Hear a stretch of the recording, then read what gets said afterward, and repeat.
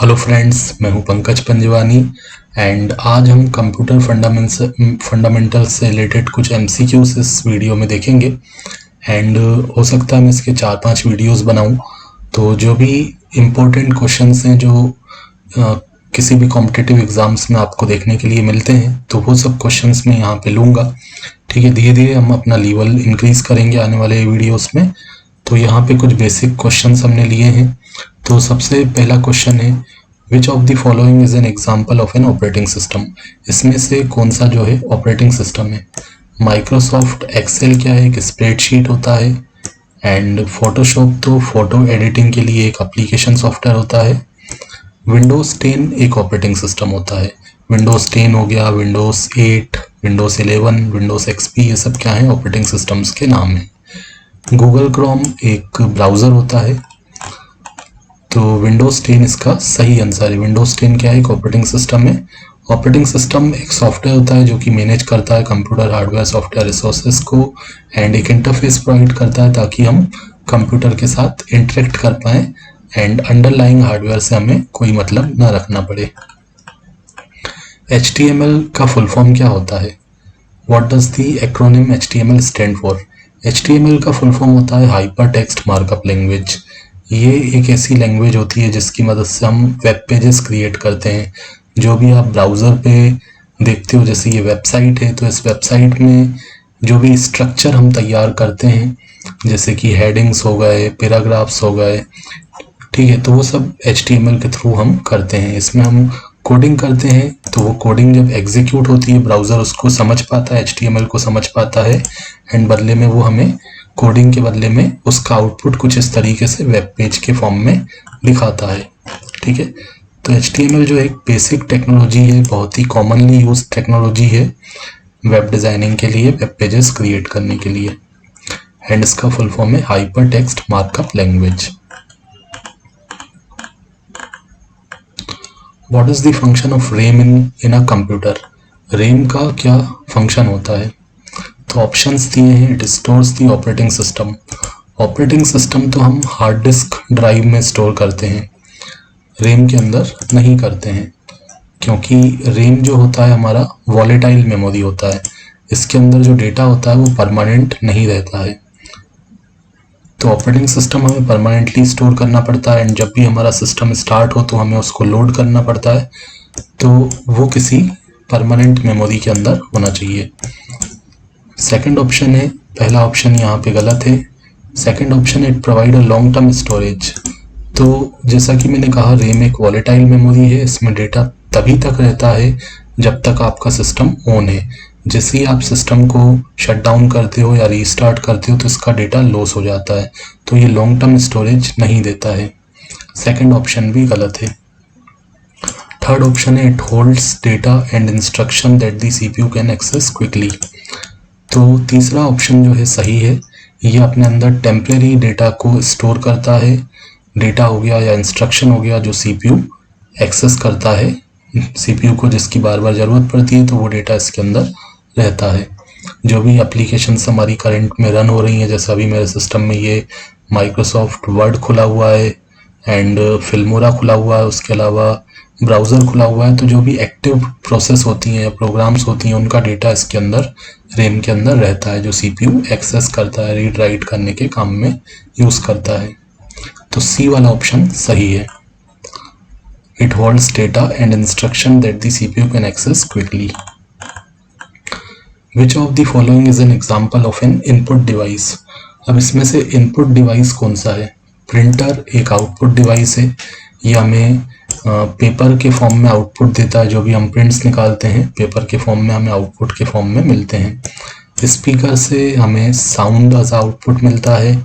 Monitor से हमें visuals मिलते हैं, जैसे आप देख रहे हैं ये स्क्रीन आपको दिख रही है वीडियो में, तो वो मॉनिटर के थ्रू ही, तो मैंने मॉनिटर पे जो स्क्रीन मुझे दिख रही है उसी को कैप्चर करके मैं आपको दिखा रहा हूँ। तो ये तीनों जो हैं आउटपुट डिवाइस है। कीबोर्ड एक इनपुट डिवाइस है, कीबोर्ड की मदद से हम कंप्यूटर को इंस्ट्रक्शंस दे सकते हैं, जो भी डेटा हमें फीड करना है, नंबर्स, लेटर्स, वो सब हम कर सकते हैं। तो ये सब जो मैंने लिखा हुआ है वो कीबोर्ड की मदद से ही लिखा है। तो कीबोर्ड क्या है, एक इनपुट डिवाइस है। कीबोर्ड के अलावा माउस हो गया, स्कैनर्स हो गए, ठीक है, माइक हो गया। मैं अभी आपको बोल के वीडियो रिकॉर्ड कर रहा हूँ, तो मैं अपनी वॉइस जो है इनपुट में दे रहा हूँ।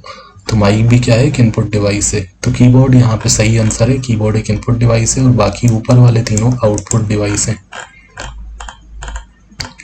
What is the purpose of a firewall in computer security? तो फायरवॉल का पर्पस होता है अनऑथोराइज एक्सेस को रोकना कंप्यूटर नेटवर्क पे, ठीक है। फायरवॉल आप अपने सिस्टम में चेक भी कर सकते हो। कंट्रोल पैनल को ओपन करके देखते हैं, उसका स्टेटस वगैरह भी देख सकते हो। जैसे सिस्टम एंड सिक्योरिटी में आई थिंक आपको मिलेगा फायरवॉल, विंडोज़ डिफेंडर फायरवॉल, यहाँ पे आप उसका स्टेटस वगैरह देख सकते हो। स्टेटस अभी इसका क्या है, ऑन है, ठीक है। तो फायरवॉल आपके सिस्टम में रहता है जो कि अनऑथोराइज एक्सेस से रोकता है, ओके। विंडोज़ भी हमें फायरवॉल प्रोवाइड करता है, ठीक है। सही आंसर है B, to prevent unauthorized access to a computer network. जो भी नेटवर्क ट्रैफिक होता है इनकमिंग आउटगोइंग, उसको ये मॉनिटर करता है एंड फिल्टर करता है, ब्लॉक करता है अगर कुछ अनऑथराइज या पोटेंशियली हार्मफुल कनेक्शंस उसको दिखते हैं तो, ताकि जो भी इंट्रूजन्स हैं उससे बचा सके। What is the purpose of a compiler? Compiler का क्या पर्पस होता है? ठीक है, जब हम कोडिंग करते हैं सी में, सी प्लस प्लस में, जावा में, पाइथन में, तो कोडिंग करते हैं तो हम जो कोडिंग करते हैं वो हाई लेवल प्रोग्रामिंग की कोडिंग करते हैं। हाई लेवल मतलब ऐसा कोड जो हमें समझ में आता है उसको हम हाई लेवल बोलते हैं। But computer high level code नहीं समझता है, कंप्यूटर तो समझता है लो लेवल कोड, जो कि बाइनरी कोड होता है, जिसको हम मशीन कोड बोलते हैं। तो हमने अगर प्रोग्राम लिखा पाइथन में, जावा में, ये सब हाई लेवल लैंग्वेजेस कहलाती हैं। तो इनके कोड को कंप्यूटर नहीं समझ पाता है, बट हमें समझाना होता है, तो वही काम होता है कंपाइलर का। कंपाइलर हमारे हाई लेवल के कोड को मशीन कोड में, मतलब बाइनरी कोड में कन्वर्ट करता है।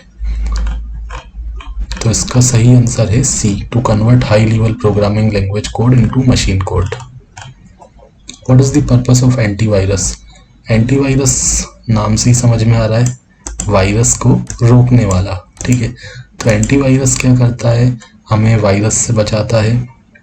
To protect against malware and viruses, जो भी मेलिशियस एप्लीकेशंस होते हैं, ट्रोजन्स होते हैं, वायरसेस होते हैं, तो ये आपके सिस्टम में ना आ जाएं, तो उनसे ये बचाता है। और अगर आपके सिस्टम में हैं तो उनको डिटेक्ट करता है, उनको रिमूव भी करता है।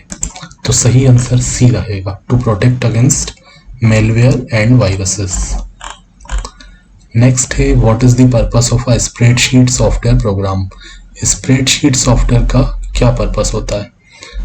तो स्प्रेडशीट सॉफ्टवेयर का पर्पस होता है कि डेटा को ऑर्गेनाइज करना एंड कुछ कैलकुलेशंस वगैरह आपको उसमें करना है, ठीक है। ग्राफिकल फॉर्म में उसको कन्वर्ट करना है, ठीक है। तो स्प्रेडशीट का एग्जांपल क्या हो गया, एक्सेल हो गया, गूगल शीट्स हो गया। तो इसका काम क्या होता है, मैनेज करना, ऑर्गेनाइज करना टेबुलर फॉर्मेट में। राइट आंसर इसका रहेगा डी वाला, ठीक है। दूसरे ऑप्शन अगर देखें, फर्स्ट वाला है एडिट करना टेक्स्ट डॉक्यूमेंट्स को। नहीं, टेक्स्ट डॉक्यूमेंट के लिए तो हमारे पास नोटपैड होता है, नोटपैड प्लस प्लस होता है।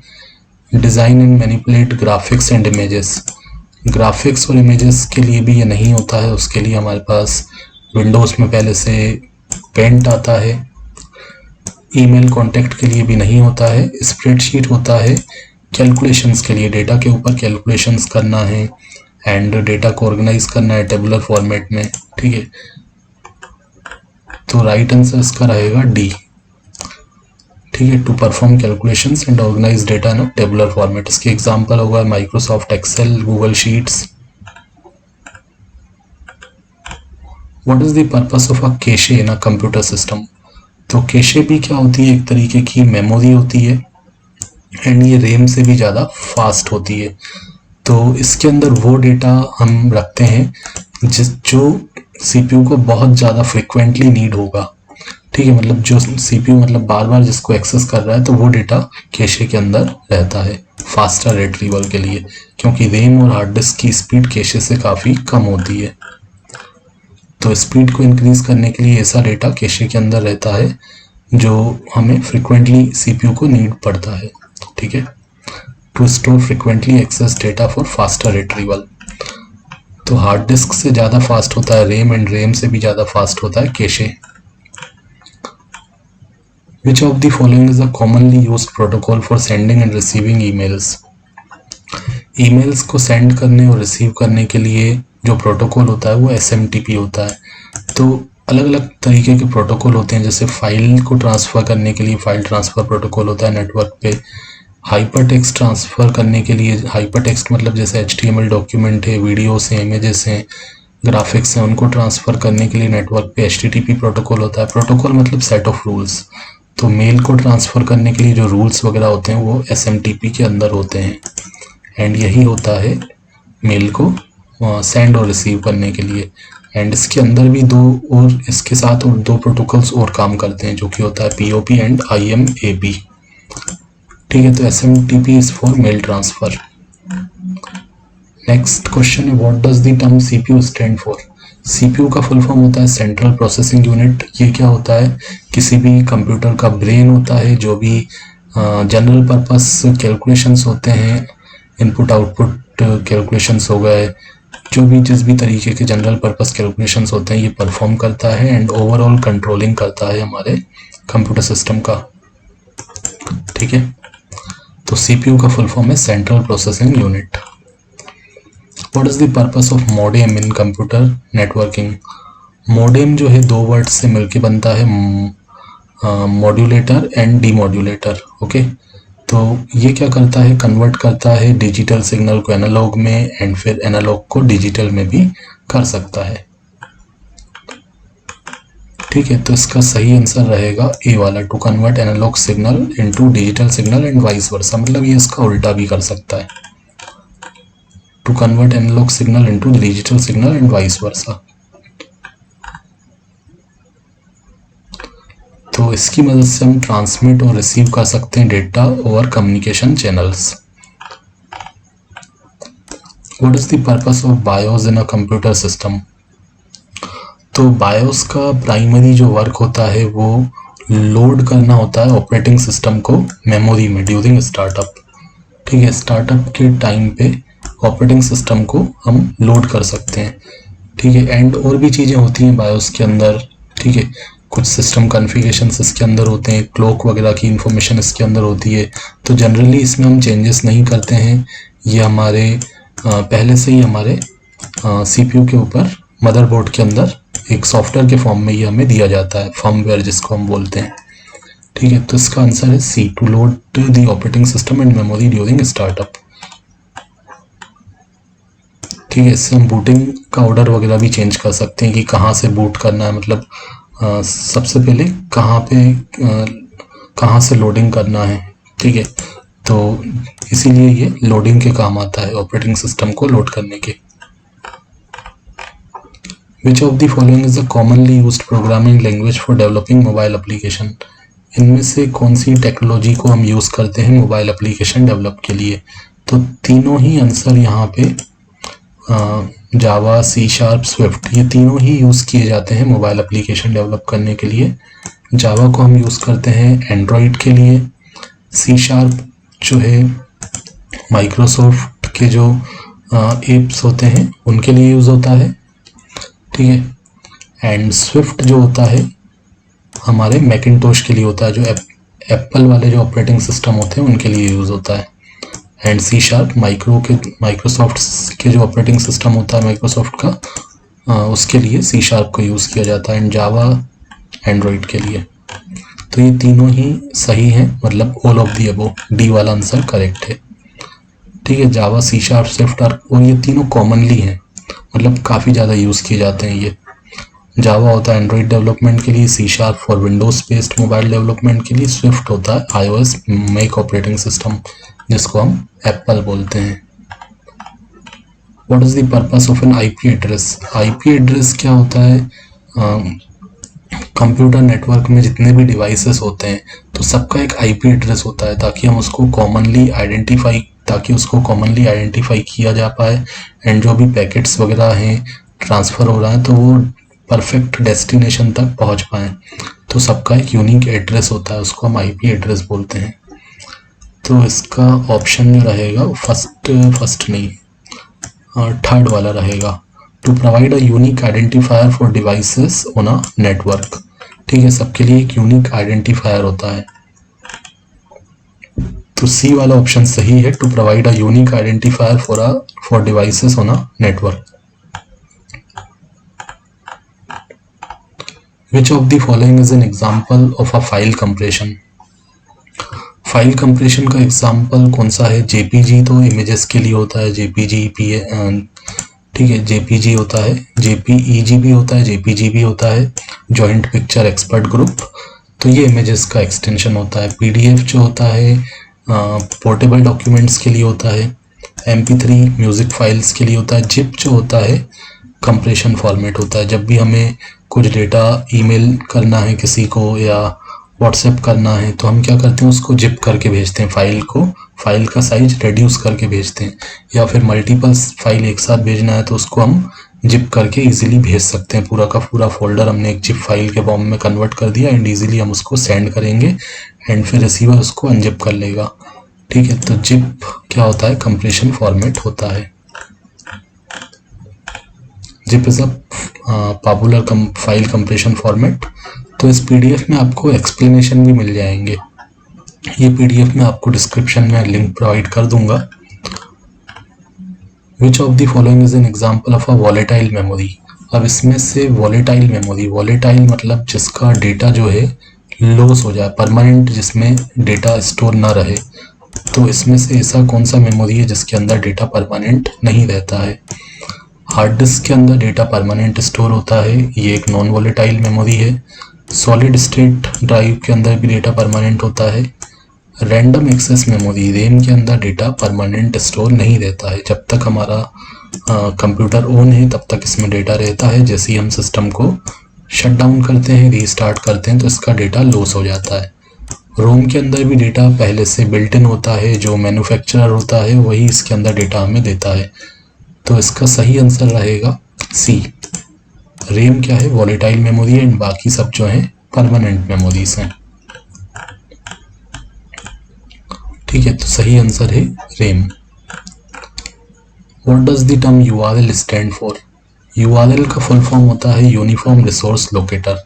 कोई भी जब आप वेबसाइट देखते हो तो उसका आपको एक ऊपर एड्रेस मिलता है। ये एड्रेस जो होता है इसी को हम एड्रेस नहीं, इसको हम मतलब ये जो पूरा कम्बिनेशन होता है जिसमें आपको प्रोटोकॉल भी मिलता है, HTTP हो गया, HTTPS हो गया, या फिर डोमेन का नाम होता है, कुछ पैरामीटर्स भी हो सकते हैं, जैसे आप देख रहे हैं ये पैरामीटर्स भी है यहाँ पे। तो ये पूरा क्या होता है, इसको हम URL बोलते हैं, किसी भी वेबसाइट का जो एड्रेस होता है। तो इसको कहा जाता है यूनिफॉर्म रिसोर्स लोकेटर। URL का फुल फॉर्म होता है यूनिफॉर्म रिसोर्स लोकेटर। इसमें आपका पूरा जो डोमेन नेम एंड प्रोटोकॉल होता है एंड जो अगर कुछ पैरामीटर्स वगैरह दिए हैं तो इस पूरे को हम URL बोलते हैं। विच of the following is an example of an output device? Printer एक आउटपुट डिवाइस है, इससे हमें एक टेंजिबल प्रोडक्ट मिलता है, मतलब पेपर के फॉर्म में आपको इसमें आउटपुट मिलता है। माउस से हम इनपुट लेते हैं, कीबोर्ड से भी आप इंस्ट्रक्शन देते हो एज इनपुट, स्कैनर से आप जो पेपर पे आपका जो भी है उसको आप कंप्यूटर के अंदर एज इनपुट लेते हो। ठीक है, आपका कोई इमेज है या भी कोई भी पेपर वगैरह है तो उसमें जो पेपर में है वो आप सिस्टम में डाल पाएँ तो उसके लिए आपका स्कैनर होता है। तो प्रिंटर यहाँ पे आउटपुट डिवाइस रहेगा, बाकी तीनों जो हैं इनपुट डिवाइस हैं। What is the purpose of an algorithm in a computer science? Algorithm का मतलब होता है step by step procedure of solving any problem. किसी भी प्रॉब्लम को सॉल्व करने का जो स्टेप बाय स्टेप प्रोसीजर होता है कंप्यूटर साइंस में उसको एल्गोरिथम कहा जाता है। जैसे आपने डेटा स्ट्रक्चर वगैरह स्टडी किया हो तो वहाँ पे आपने देखा होगा सर्चिंग, शॉर्टिंग, तो इन सब चीज़ों को करने के लिए अलग अलग एल्गोरिथम्स होते हैं। ठीक है, मर्ज शॉर्ट एल्गोरिथम, फिर आपका अलग अलग तरीके के एल्गोरिथम होते हैं वहाँ पे। ठीक है, DFS होता है, डेप्थ फर्स्ट सर्च एल्गोरिथम, तो बहुत सारे एल्गोरिथम्स हमें उसमें दिए होते हैं। ठीक है, तो एल्गोरिथम का मतलब है step by step procedure of solving any problem. तो इसमें सही आंसर रहेगा D, to define a step by step procedure to solve a problem. जैसे मशीन लर्निंग टेक्नोलॉजी अभी न्यू जो चल रहा है, एआई जो यूज़ होता है, उसमें भी आपने देखा होगा अलग अलग एल्गोरिथम्स होते हैं। एल्गोरिथम्स मतलब प्रॉब्लम्स को सॉल्व करने का उसमें टेक्नोलॉजी पहले प्रोसीजर जो है पहले से लिखा हुआ है। तो आपके पास जो डेटा सेट होता है उसको आप ट्रेन करते हो एल्गोरिथम के ऊपर, तो उसी के अकॉर्डिंग फिर वो वर्क करता है आपका। ठीक है, तो डी वाला आंसर सही है, to define a step by step procedure to solve a problem. तो आई होप कि आपको ये पसंद आया होगा, एंड आप मुझे कमेंट करके बता सकते हैं कि आपको और क्या इसमें इम्प्रूवमेंट चाहिए, एंड आप इसको ज़्यादा से ज़्यादा शेयर कीजिए ताकि सभी तक ये पहुंच पाए। तो मैं ऐसे और भी वीडियोस बनाने वाला हूं, एंड दूसरी टेक्नोलॉजीज़ पे भी मैंने वीडियोस एमसीक्यू वाले बनाना चालू कर दिए हैं। C++, जावा सभी के एमसीक्यूज आपको मेरे चैनल पे मिल जाएंगे। तो आप चैनल को सब्सक्राइब कीजिए ताकि आगे आने वाले जो पार्ट्स हैं वो भी आपको, उनका भी आपको नोटिफिकेशन ईजिली मिल जाए। Thanks for watching.